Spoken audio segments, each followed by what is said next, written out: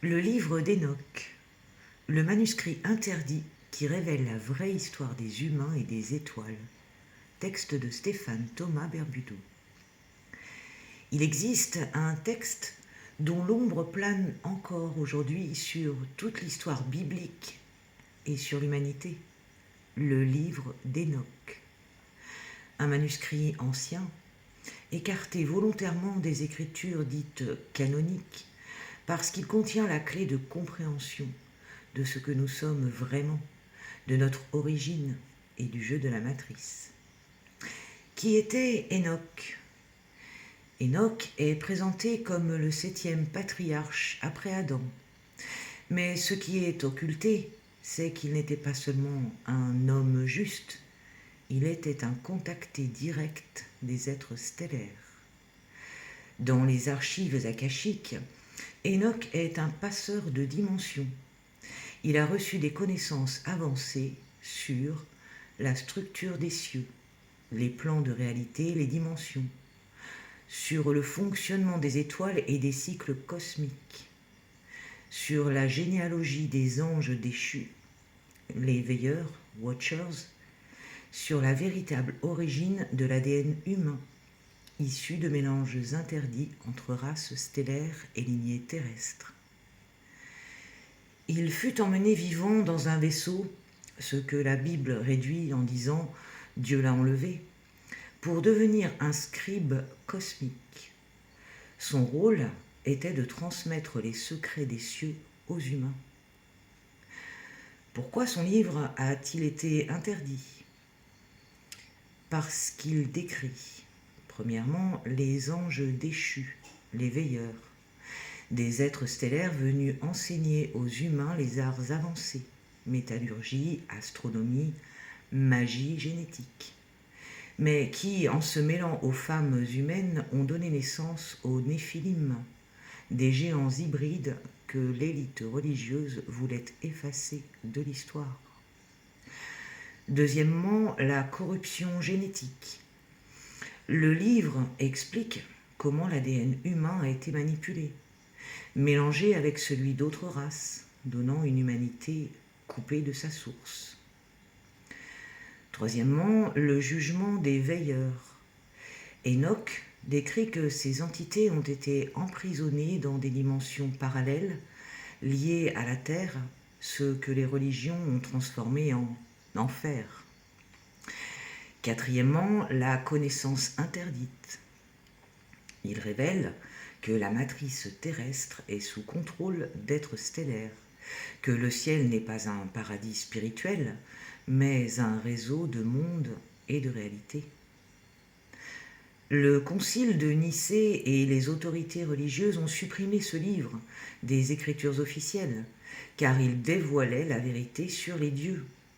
Ce ne sont pas des divinités abstraites, mais des races stellaires. Les secrets contenus dans le livre d'Enoch. Premièrement, la mécanique céleste. Enoch explique le mouvement des astres, des portails solaires et lunaires. Il décrit les portes du ciel.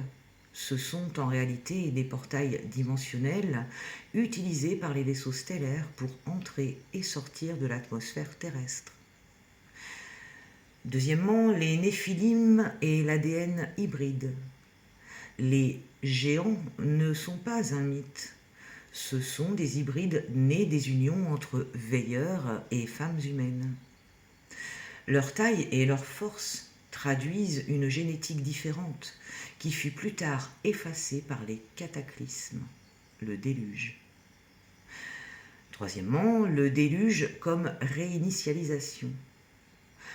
L'ordre divin du déluge fut en réalité une intervention stellaire, destinée à nettoyer la corruption génétique sur Terre, une réinitialisation de la matrice biologique pour préserver une humanité contrôlable.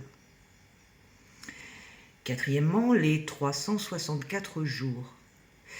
Enoch donne un calendrier de 364 jours plus juste que le grégorien. Ce cycle correspond au calendrier originel des étoiles, lié à 13 lunes et 28 jours. Ce n'est pas un hasard si le système actuel a détaché ce temps naturel. Cinquièmement, la prophétie des générations. Il annonce l'arrivée d'un fils de l'homme et d'un temps de jugement où les puissances corrompues seraient révélées. Ces lignes parlent non pas d'un Messie unique, mais de la révélation collective des 144 000 éveillés. Le vrai rôle d'Hénoch. Hénoch est l'ancêtre du savoir interdit. Il a ouvert la voie à ceux qui, dans toutes les générations, se sont souvenus que nous sommes des êtres stellaires incarnés, que notre ADN est multidimensionnel, 13 brins et non pas 2, que les anges sont des civilisations interstellaires, et que la Terre est une école enfermée par un contrôle matriciel. Son livre n'est pas seulement une relique, c'est un manuel d'activation. Ce qu'il nous dit aujourd'hui, relire le livre d'Hénoch, c'est se rappeler que les religions sont des récits tronqués d'événements stellaires. Retrouver la mémoire des cycles des 364 jours. Comprendre que le combat entre anges et démons est en fait le conflit entre races stellaires. Et surtout, que notre mission est de réintégrer notre ADN originel pour redevenir souverain.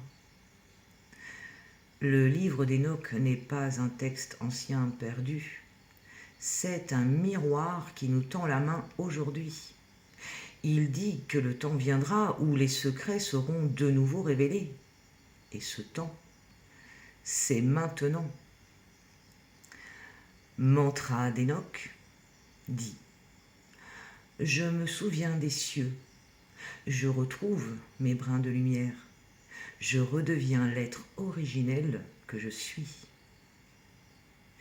Suite à son déménagement, Stéphane Thomas Berbudo va entamer une longue série de posts qui analyseront et interpréteront le livre d'Hénoch dans son intégralité, chapitre par chapitre.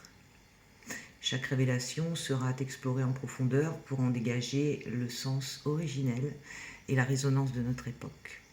Je vous en ferai la lecture.